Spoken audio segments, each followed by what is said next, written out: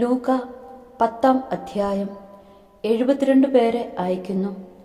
അനന്തരം കർത്താവ് വേറെ 72 പേരെ തെരഞ്ഞെടുത്ത് താൻ പോകാനിരുന്ന എല്ലാ പട്ടണങ്ങളിലേക്കും നാട്ടിൻ പുറങ്ങളിലേക്കും ഈ 2 പേരായി അവരെ തനിക്ക് മുമ്പേ അയച്ചു. അവൻ അവരോട് പറഞ്ഞു, കൊയ്ത്തു വളരെ, വേലക്കാരോ ചുരുക്കം. അതിനാൽ കൊയ്ത്തിന് വേലക്കാരെ അയക്കുവാൻ കൊയ്ത്തിന്റെ നാഥനോട് നിങ്ങൾ പ്രാർത്ഥിക്കുവിൻ.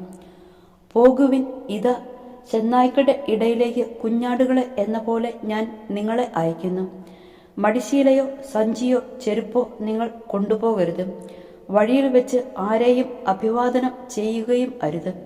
നിങ്ങൾ ഏതു വീട്ടിൽ പ്രവേശിച്ചാലും ഈ വീടിന് സമാധാനം എന്ന് ആദ്യമേ ആശംസിക്കണം. സമാധാനത്തിന്റെ പുത്രൻ അവിടെയുണ്ടെങ്കിൽ നിങ്ങളുടെ സമാധാനം അവനിൽ കുടികൊള്ളും, ഇല്ലെങ്കിൽ അത് നിങ്ങളിലേക്ക് തിരിച്ചു പോരും. അവരോടൊപ്പം ഭക്ഷിക്കുകയും പാനം ചെയ്യുകയും ചെയ്തുകൊണ്ട് ആ വീട്ടിൽ തന്നെ വസിക്കുവിൻ. വേലക്കാരൻ തൻ്റെ കൂലിക്ക് അർഹനാണല്ലോ. നിങ്ങൾ വീട് തോറും ചുറ്റി നടക്കരുത്. ഏതെങ്കിലും നഗരത്തിൽ നിങ്ങൾ പ്രവേശിക്കുകയും അവർ നിങ്ങളെ സ്വീകരിക്കുകയും ചെയ്യുമ്പോൾ നിങ്ങൾക്ക് വിളമ്പുന്നത് ഭക്ഷിക്കുവിൻ. അവിടെയുള്ള രോഗികളെ സുഖപ്പെടുത്തുവിൻ. ദൈവരാജ്യം നിങ്ങളെ സമീപിച്ചിരിക്കുന്നുവെന്ന് അവരോട് പറയുകയും ചെയ്യുവിൻ. നിങ്ങൾ ഏതെങ്കിലും നഗരത്തിൽ പ്രവേശിക്കുമ്പോൾ അവർ നിങ്ങളെ സ്വീകരിക്കാതിരുന്നാൽ തെരുവിലിറങ്ങി നിന്നുകൊണ്ട് പറയണം, നിങ്ങളുടെ നഗരത്തിൽ നിന്ന് ഞങ്ങളുടെ കാലുകളിൽ പറ്റിയിട്ടുള്ള പൊടി പോലും നിങ്ങൾക്കെതിരെ ഞങ്ങൾ തട്ടിക്കളയുന്നു. എന്നാൽ ദൈവരാജ്യം സമീപിച്ചിരിക്കുന്നുവെന്ന് നിങ്ങൾ അറിഞ്ഞുകൊള്ളുവിൻ. ഞാൻ നിങ്ങളോട് പറയുന്നു, ആ ദിവസം സോതോമിന്റെ സ്ഥിതി ഈ നഗരത്തിൻ്റെതിനേക്കാൾ സഹനീയമായിരിക്കും. അനുതപിക്കാത്ത നഗരങ്ങൾ. കൊറാസീൻ, നിനക്ക് ദുരിതം. ബെത്സൈദ, നിനക്ക് ദുരിതം. നിങ്ങളിൽ നടന്ന അത്ഭുതങ്ങൾ ടയറിലും സീദോനിലും നടന്നിരുന്നുവെങ്കിൽ അവിടുത്തെ ജനങ്ങൾ ചാക്കുടുത്തും ചാരം പൂശിയും പണ്ടേ തന്നെ പശ്ചാത്തപിക്കുമായിരുന്നു.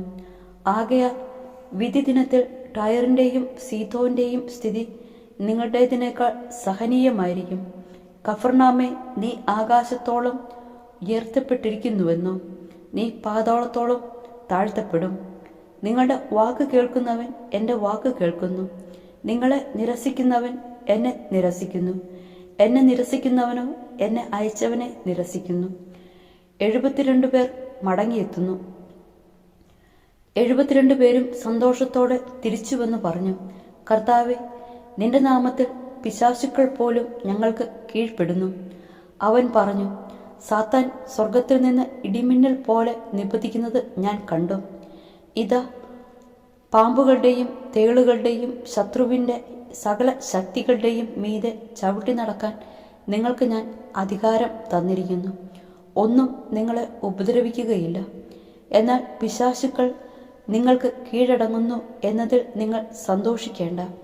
മറിച്ച് നിങ്ങളുടെ പേരുകൾ സ്വർഗത്തിൽ എഴുതപ്പെട്ടിരിക്കുന്നു എന്നതിൽ സന്തോഷിക്കുവിൻ. യേശു ആത്മാവിൽ ആനന്ദിക്കുന്നു. ആ സമയം തന്നെ പരിശുദ്ധാത്മാവിൽ ആനന്ദിച്ച് അവൻ പറഞ്ഞു, സ്വർഗത്തിൻ്റെയും ഭൂമിയുടെയും കർത്താവായ പിതാവേ, അവിടുത്തെ ഞാൻ സ്തുതിക്കുന്നു. എന്തെന്നാൽ അങ്ങ് ഇവ ജ്ഞാനികളിൽ നിന്നും ബുദ്ധിമാന്മാരിൽ നിന്നും മറച്ചു വയ്ക്കുകയും ശിശുക്കൾക്ക് വെളിപ്പെടുത്തുകയും ചെയ്തു. അതേ പിതാവേ, അതായിരുന്നു അവിടുത്തെ അഭീഷ്ടം. എല്ലാ കാര്യങ്ങളും പിതാവ് എന്നെ ഏൽപ്പിച്ചിരിക്കുന്നു. പുത്രനാരെന്ന പിതാവല്ലാതെ ആരും ഗ്രഹിക്കുന്നില്ല. പിതാവാരെന്ന പുത്രനും. പുത്രൻ ആർക്ക് വെളിപ്പെടുത്താൻ ആഗ്രഹിക്കുന്നുവോ അവനും അല്ലാതെ മറ്റാരും ഗ്രഹിക്കുന്നില്ല. അവൻ ശിഷ്യന്മാരുടെ നേരെ തിരിഞ്ഞ് അവരോട് മാത്രമായി പറഞ്ഞു, നിങ്ങൾ കാണുന്ന കണ്ണുകൾ ഭാഗ്യമുള്ളവ. എന്നാൽ ഞാൻ പറയുന്നു, അനേകം പ്രവാചകന്മാരും രാജാക്കന്മാരും നിങ്ങൾ കാണുന്നവ കാണാൻ ആഗ്രഹിച്ചു, എങ്കിലും കണ്ടില്ല. നിങ്ങൾ കേൾക്കുന്നവ കേൾക്കാൻ ആഗ്രഹിച്ചു. നല്ല സമരിയാക്കാരൻ്റെ ഉപമ. അപ്പോൾ ഒരു നിയമജ്ഞൻ എഴുന്നേറ്റ് നിന്ന് അവനെ പരീക്ഷിക്കാൻ ചോദിച്ചു, ഗുരു, നിത്യജീവൻ അവകാശമാക്കാൻ ഞാൻ എന്ത് ചെയ്യണം? അവൻ ചോദിച്ചു, നിയമത്തിൽ എന്ത് എഴുതിയിരിക്കുന്നു? നീ എന്തു വായിക്കുന്നു? അവൻ ഉത്തരം പറഞ്ഞു, നീ നിന്റെ ദൈവമായ കർത്താവിനെ പൂർണ്ണ ഹൃദയത്തോടും പൂർണ്ണ ആത്മാവോടും പൂർണ്ണ ശക്തിയോടും പൂർണ്ണ മനസ്സോടും കൂടെ സ്നേഹിക്കണം. നിന്റെ അയൽക്കാരനെ നിന്നെ പോലെയും. അവൻ പ്രതിവചിച്ചു, നീ ശരിയായി തന്നെ ഉത്തരം പറഞ്ഞു. ഇതനുസരിച്ച് പ്രവർത്തിക്കുക, നീ ജീവിക്കും. എന്നാൽ അവൻ തന്നെ സാധൂകരിക്കാൻ ആഗ്രഹിച്ച് യേശുവിനോട് ചോദിച്ചു, ആരാണ് എൻ്റെ അയൽക്കാരൻ? യേശു പറഞ്ഞു, ഒരുവൻ ജെറൂസലേമിൽ നിന്ന് ജെറീക്കോയിലേക്ക് പോവുകയായിരുന്നു. അവൻ കവർച്ചക്കാരുടെ കയ്യിൽപ്പെട്ടു.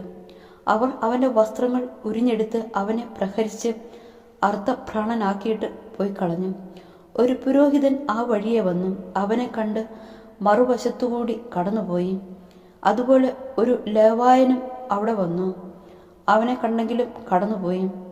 എന്നാൽ ഒരു സമരിയാക്കാരൻ യാത്രാമധ്യേ അവൻ കിടന്ന സ്ഥലത്തു വന്നു.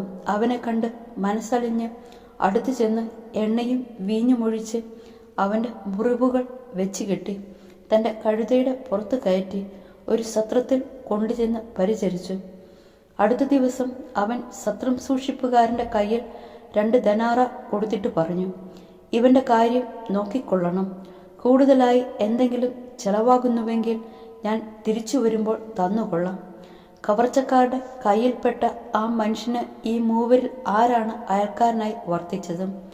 അവനോട് കരുണ കാണിച്ചവൻ എന്ന് ആ നിയമജ്ഞൻ പറഞ്ഞു. യേശു പറഞ്ഞു, നീയും പോയി അതുപോലെ ചെയ്യുക. മർത്തായും മറിയവും. അവർ പോകുന്ന വഴി അവൻ ഒരു ഗ്രാമത്തിൽ പ്രവേശിച്ചു. മർത്ത എന്നു പേരുള്ള ഒരുവൾ അവനെ സ്വഭവനത്തിൽ സ്വീകരിച്ചു. അവൾക്ക് മറിയം എന്നു പേരായ ഒരു സഹോദരിയുണ്ടായിരുന്നു. അവൾ കർത്താവിൻ്റെ വചനങ്ങൾ കേട്ടുകൊണ്ട് അവൻ്റെ പാദത്തിങ്കൽ ഇരുന്നു. മർത്തയാകട്ടെ പലവിധ ശുശ്രൂഷകളിൽ മുഴുകി വ്യഗ്രചിത്തയായിരുന്നു. അവൾ അവൻ്റെ അടുത്ത് ചെന്ന് പറഞ്ഞു, കർത്താവെ, ശുശ്രൂഷയ്ക്കായി എൻ്റെ സഹോദരി എന്നെ തനിയെ വിട്ടിരിക്കുന്നത് നീ ശ്രദ്ധിക്കുന്നില്ലേ? എന്നെ സഹായിക്കാൻ അവളോട് പറയുക. കർത്താവ് അവളോട് പറഞ്ഞു, മർത്ത, മർത്ത, നീ പലതിനെക്കുറിച്ചും ഉത്കണ്ഠാകുലയും അസ്വസ്ഥയുമായിരിക്കുന്നു. ഒന്നു മാത്രമേ ആവശ്യമുള്ളൂ. മറിയം നല്ല ഭാഗം തിരഞ്ഞെടുത്തിരിക്കുന്നു, അത് അവളിൽ നിന്ന് പുറപ്പെടുകയില്ല.